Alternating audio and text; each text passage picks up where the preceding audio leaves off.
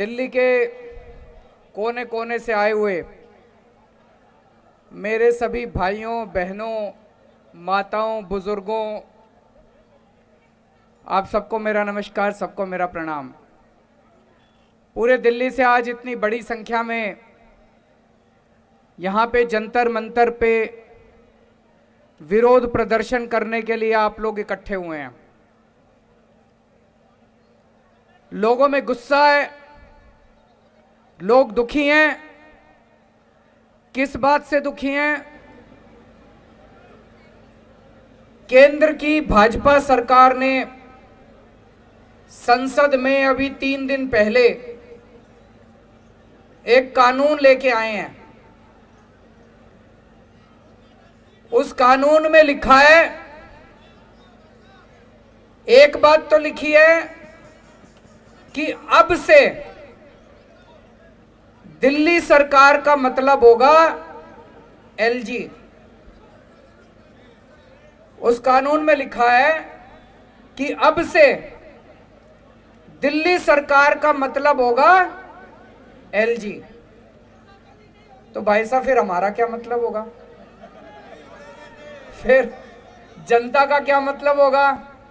फिर आपका क्या मतलब होगा? फिर देश की जनता का क्या मतलब होगा? अगर दिल्ली सरकार का मतलब एलजी होगा तो दिल्ली की जनता कहां जाएगी? दिल्ली की जनता की चलेगी नहीं चलेगी? मुख्यमंत्री कहां जाएगा? फिर चुनाव क्यों कराए थे? फिर चुनाव क्यों कराए थे? जनता लाइन में क्यों लगी थी? जनता ने वोट क्यों दिया था? जनता के वोट का कोई मतलब नहीं बचा। जनता के चुनाव का कोई मतलब नहीं बचा। जनता की सरकार का कोई मतलब नहीं बचा। जनता ने 70 में से 62 सीट दी, उसका कोई मतलब नहीं बचा। अगर दिल्ली सरकार का मतलब एलजी होगा तो फिर तो जनता के साथ तो धोखा हो गया भाई साहब, ये तो गलत हो गया। दूसरा, इस कानून में लिखा है कि अब सारी फाइलें दिल्ली सरकार की सारी फाइलें एलजी के पास जाया करेंगे। भाई साहब, जब हमारी सरकार बनी थी सारी फाइलें एलजी के पास जाया करती थी।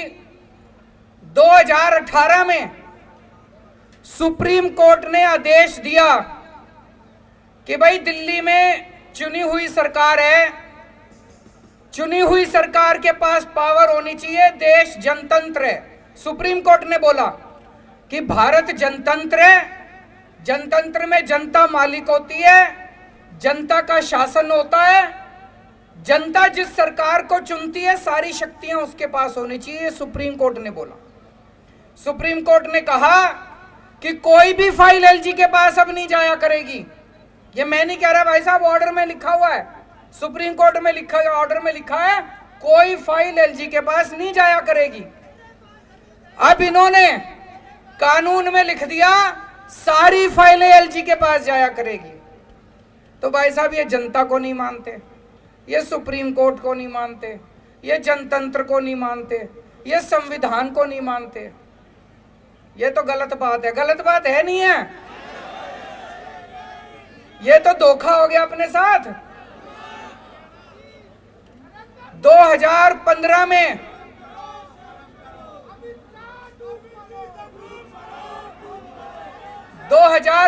में दिल्ली विधानसभा के चुनाव हुए। जनता ने आम आदमी पार्टी को 70 में से 67 सीट दी। फिर 2020 में चुनाव हुए, जनता ने 70 में से 62 सीट दी। फिर अभी उपचुनाव हुए एमसीडी के, जनता ने एमसीडी के उपचुनाव में बीजेपी को 0 सीट दी। तो भाई साहब, दिल्ली की जनता साफ साफ यही तो कह रही है कि हमको बीजेपी नहीं चाहिए, हमको आम आदमी पार्टी चाहिए। कह रही है नहीं कह रही है कि हमको बीजेपी नहीं चाहिए, हमको आम आदमी पार्टी चाहिए। लेकिन भाई साहब, ये चोरी छिपे, ये बदमाशी करके दिल्ली के ऊपर राज करना चाहते हैं। वो कहते हैं ना, एक छोटा बच्चा मैच खेल रहा था, क्रिकेट मैच हार गया, तो उसके बाद क्रिकेट का बल्ला और बॉल लेके दोनों लेके भाग गया। ऐसे ही हार, एक के बाद एक चुनाव हारते जा रहे हैं, लेकिन ये इस तरह से बदमाशी करके दिल्ली के ऊपर राज करना चाहते हैं, जनता का राज खत्म करना चाहते हैं। ये इनका एक तरह से इनका ये पूरे देश के अंदर यही कर रहे हैं। चुनाव कराते हैं, अगर चुनाव में हार जाएं तो दूसरी पार्टियों के एमएलए खरीद लेते हैं और वहां पे सरकार गिरा देते हैं। करते नहीं करते पूरे देश के अंदर? दिल्ली के अंदर आम आदमी पार्टी के ये जितने एमएलए बैठे हैं खरीदे नहीं जा रहे, ये बिक नहीं रहे। कोशिश तो बहुत करी इन्होंने, ये बिक नहीं रहे।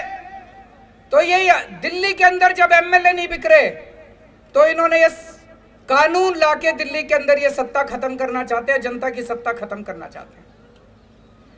आज पूरे देश के अंदर इस बात की चर्चा हो रही है, दिल्ली के अंदर जो काम हो रहा है, दिल्ली के अंदर शिक्षा के अंदर इतना अच्छा काम हो रहा है नहीं हो रहा है? सरकारी स्कूलों की काया पलट हो गई, प्राइवेट स्कूलों की फीस नहीं बढ़ने दी। इतने शानदार काम दिल्ली के स्कूलों में हो रहे हैं। ये कानून शिक्षा के अच्छे कामों को बंद करने के लिए बनाया गया है। वो नहीं चाहते कि दिल्ली के अंदर अच्छा काम करती रहे आम आदमी पार्टी, क्योंकि दिल्ली के अंदर अच्छा काम हो रहा है तो इनको सूरत के अंदर इनको तकलीफ हो रही है, कर्नाटक के अंदर इनको तकलीफ हो रही है। देश के अंदर जहां जहां भी पंचायतों के और नगर निगम के चुनाव हो रहे हैं, आम आदमी पार्टी की धीरे धीरे सीटें आनी चालू हो गई हैं। अब उत्तर प्रदेश के अंदर लोग कह रहे हैं कि हमें भी फ्री बिजली चाहिए, गुजरात के अंदर लोग कह रहे हैं हमें भी फ्री बिजली चाहिए। अब हिमाचल प्रदेश के अंदर, पंजाब के अंदर, हरियाणा के अंदर हर जगह लोग कह रहे हैं हमें भी फ्री बिजली चाहिए। मैं इनसे कहना चाहता हूं कि दिल्ली के अंदर अच्छा काम हो रहा है, इस अच्छे काम को नहीं रोकना चाहिए, गलत बात है। तुम भी अच्छा काम करके दिखाओ, कंपटीशन तो अच्छे काम का होना चाहिए।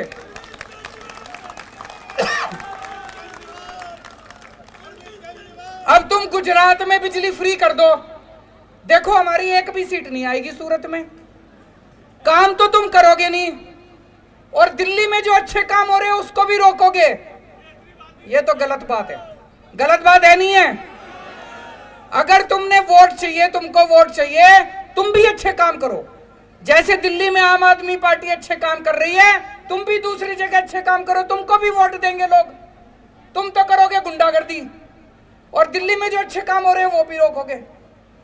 मैं आपसे पूछना चाहता हूं,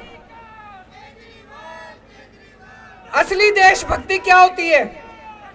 असली देशभक्ति है कि अगर देश के किसी भी कोने में कोई अच्छा काम कर रहा हो, चाहे कोई कर रहा हो, चाहे पक्ष कर रहा हो, विपक्ष कर रहा हो, कोई अच्छा काम कर रहा हो, अगर मैं सच्चा देशभक्त हूं तो मैं उसका साथ दूंगा, दूंगा नहीं दूंगा।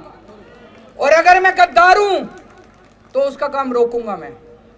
अगर मैं भारत का दुश्मन हूं तो उसका काम रोकूंगा मैं, अच्छे काम को रोकूंगा मैं। ये दिल्ली के अंदर जो अच्छे काम को रोकना चाह रहे हैं ये ठीक नहीं कर रहे, ये देश के साथ सही नहीं कर रहे, देश के साथ, भारत के साथ सही नहीं कर रहे। तो मैं आज दिल्ली की जनता की तरफ से, भारत की जनता की तरफ से केंद्र सरकार को अपील करना चाहता हूं कि आज इतने लोग यहां इकट्ठे हुए हैं, ये तो फिर भी थोड़े ही आए हैं। इससे ये मत आकिए दिल्ली के एक एक आदमी के दिल में। मैं देख रहा था 3-4 दिन से ये टीवी चैनल वाले सारे सर्वे चला रहे हैं, 90% लोग दिल्ली के कह रहे हैं गलत कर रही है केंद्र सरकार। सर्वे में भी आ रहा है। मैंने देखा कुछ पत्रकार सड़क के ऊपर अपना कैमरा लेके घूम रहे थे, सबसे पूछ रहे थे हाँ भाई दिल्ली सरकार किसको चलानी चाहिए, केजरीवाल को चलानी चाहिए कि केंद्र सरकार को? 90% लोग कह रहे थे कि केजरीवाल को चलानी चाहिए, हमने उसको चुना। तो मैं केंद्र सरकार को अपील करना चाहता हूं कि अभी भी इस कानून को वापस ले लो। अभी ये कानून वापस नहीं हुआ, इस कानून को वापस ले लो। जनता की ताकत को मत छीनो, जनता के साथ धोखा मत करो। 1947 में आजाद हुआ था देश, 75 साल हो गए। आज देश अपनी आजादी के 75 साल मना रहा है। इस 75 साल में तुम यही करोगे? इस 75 साल में यही तोहफा दोगे देश को? भगत सिंह फांसी पे क्यों चढ़ा थे? चंद्रशेखर आजाद, भगत सिंह, राजगुरु, अशफाकुल्ला खान, सुभाष चंद्र बोस, बाबा साहब अंबेडकर, उन लोगों ने क्यों कुर्बानी दी थी?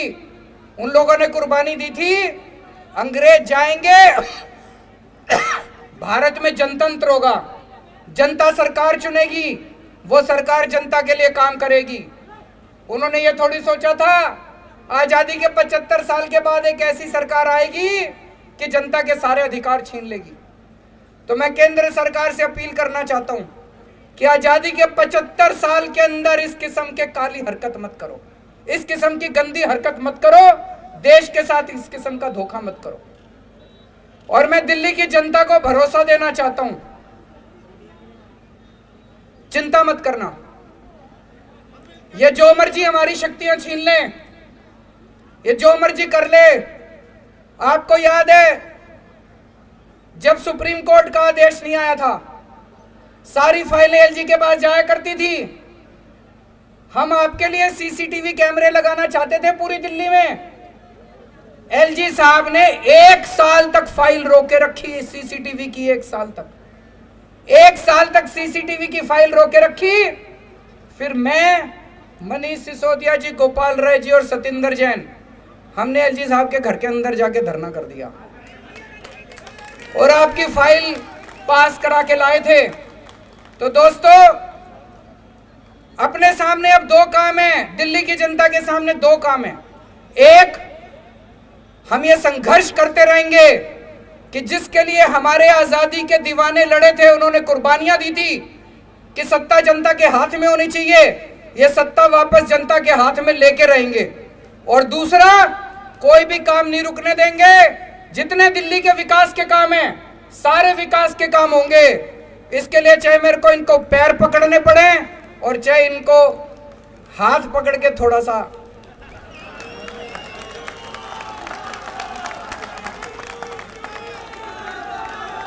काम नहीं रुकने दूंगा। आपके सारे काम होंगे, दिल्ली की जनता के लिए कुछ भी करेंगे, चाहे पैर पकड़ने पड़े, गिड़गिड़ाना पड़े, चाहे कुछ भी करना पड़े, सब करेंगे। आपके काम नहीं रुकने देंगे। लेकिन जो इन्होंने जनता की ताकत छीनी है, वो वाली ताकत भी वापस लेके रहेंगे।